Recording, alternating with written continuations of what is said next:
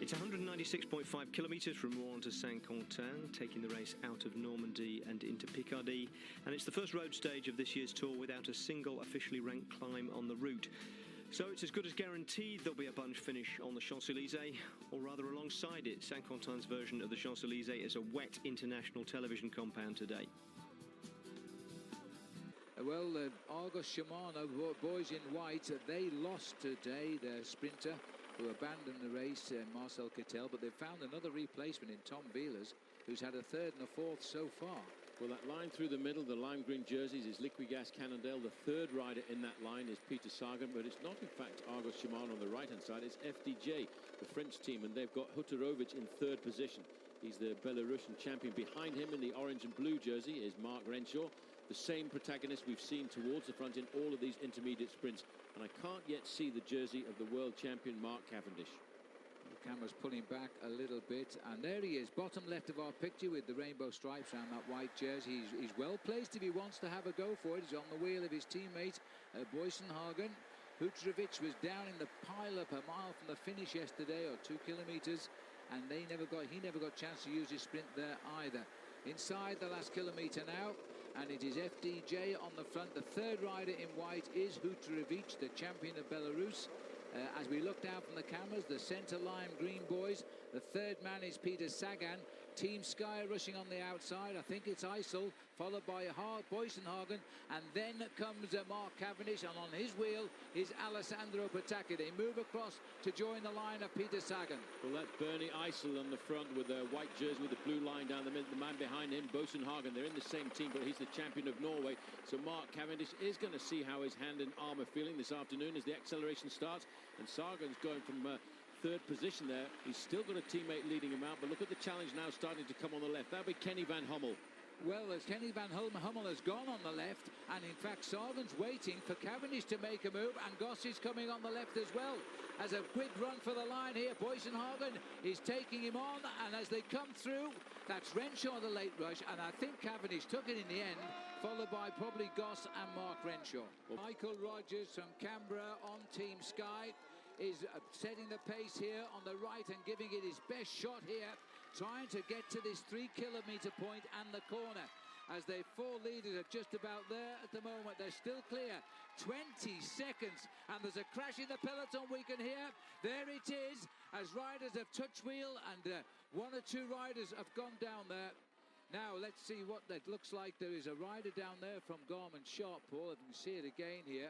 Well, I'm not sure how this happened. There's a lot of touching of shoulders going down there. Somebody's trying to fight to go through the wheel. It was a guy, it looks like it may well have been Tyler Farrer, but it was the guys from Argos Shimano who were touching shoulders there. This is a very touchy situation here. You can only make one little mistake, but all these guys were thinking about that 3 kilometres to go, Bannerfield, and they were taking serious risks. Now it's Sky in control. Sky back in control. It was Tyler Farrer. Robbie Hunter has stopped with him, and we go back up to the race here. 17 seconds is the gap. And I think Peter Sagan was possibly a faller there as well. I saw him off to the right, so there's no points for Sagan in 2 kilometres to go. Don't forget, 45 points are available in the green jersey points competition on the finishing line. This is the first, a sweeping bend to the left. They will catch the leaders, don't you worry about that. There's a left-hander followed by another left-hander. The gap is 15 seconds. That is only 250 metres, the difference between the 2 groups. Well, the movement has been disturbed, and again the crash at the front. These are the 4 leaders. They're now on the edge of the canal here in Saint-Quentin. Once they're along the canal, they'll head up towards the finishing line. There's a left turn to come. Are they beginning to believe they can do it? Because the gap officially is just 10 seconds and coming down. Well, there on the front, that is Edvald Boasson Hagen. In second position is Mark Cavendish. Behind him, it's going to be the rider from Team Argos. And there's the move now. This is coming from the Belgian rider on Cofidis, Jan Hesselink. And Hesselink has made the corner. It's all uphill to the finishing line now. This is the Boulevard Gambetta as they make the run. One more left turn to come as they hit it. Now there's 3 riders. Hesselink has made desperate moves here. 1 kilometre to go. The finish is at the top of the boulevard, and this is a real show of defiance by Jan Hesselink.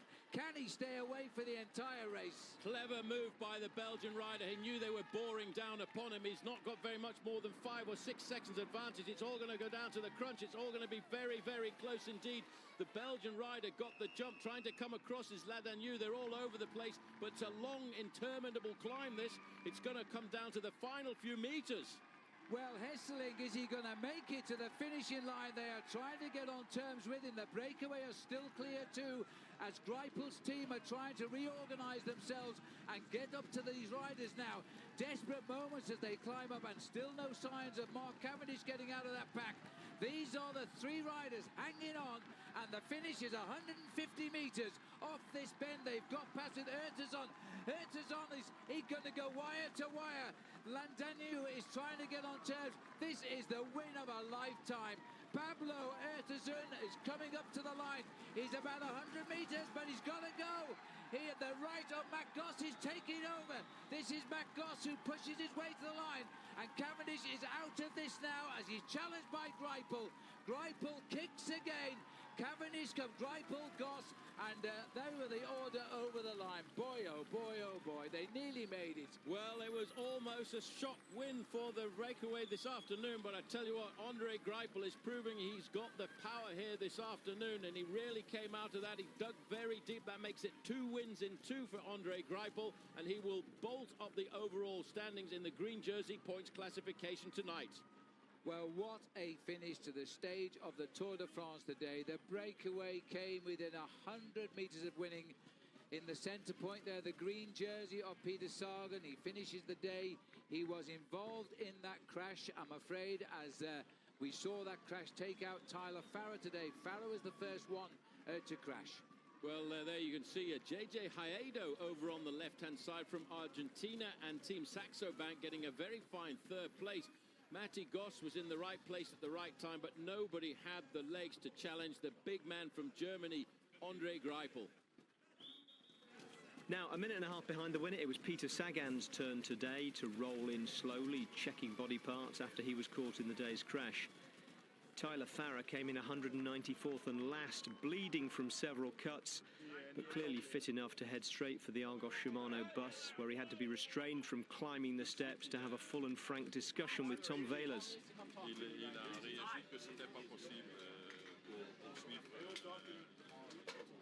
Now, from the aerial shot, it's hard to see exactly what Farrar's complaint was. He's in the black shorts in the centre of the screen, having a leaning contest with Vehlers in the white of Argos Shimano. And as Lampre's Alessandro Patacchi in pink and blue comes across, it seems as though Farrar has to touch the brakes to avoid clipping wheels, and suddenly has no one to lean on. As he goes down, he seems certain to bring Andre Greipel with him. You can see the hefty figure of Greipel here in the red, black and white go sideways into Peter Sagan, put one foot on poor Farrar to stop himself coming off, then take the other foot out before miraculously continuing. Sagan's not so lucky. He has nowhere to go except into a riderless bike and comes down. So even more astonishing than Sagan's recovery for 5th place yesterday is Andre Greipel's, almost down with 3 kilometres to go, getting back onto the tail of his lead-out train and winning the stage on adrenaline.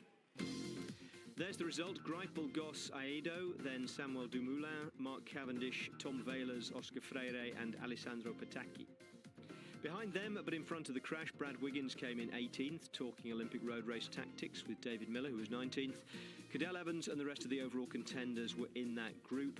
Peter Sagan and Tyler Farrar, among others, were given the same time, because although the crash happened just before the 3 kilometre mark today, the leaders were at 2.6 to go, and the commissaires decided to show compassion to everyone else.